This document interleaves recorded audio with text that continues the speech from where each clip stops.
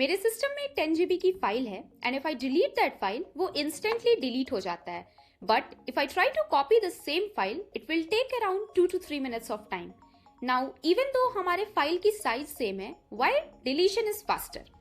This is one of the questions which was asked in my Adobe interviews. Let's understand the reason behind it. तो सबसे पहले दो चीजें समझते हैं, data and Meta data.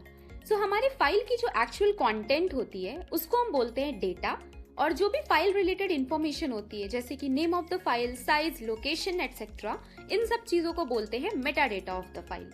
Now जब भी हम अपने सिस्टम से कोई फाइल डिलीट करते हैं, हमारा ऑपरेटिंग सिस्टम उस फाइल के एक्चुअल कंटेंट को डील नहीं करता है. It only deals with the Meta data of the file. So जो भी फाइल हमने डिलीट करी है, ओएस हमारे फाइल सिस्टम में से उस फाइल के मेटा डेटा एंट्री को रिमूव कर देता है. And once that entry is removed, उस फाइल की जो डिस्क स्पेस है उसको फ्री मार्क करता है. Now if you think from an OS point of view, since the Meta data entry of the file is removed, that file is no longer existing in our system. Now हमने अपने file की meta data entry तो remove कर दी है, but हमारा actual content अभी भी डिस्क पे है. And that's the reason why file recovery tool works over here, because your actual content is still present on the disk. This data on the disk stays until a new file overrides it.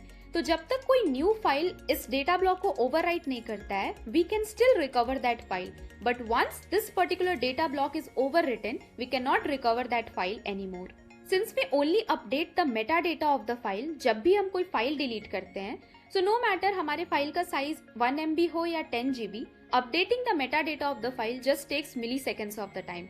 And that's the reason why deletion is faster than copying. Let me know in the comment section if you have any more questions on this and follow me for more such videos.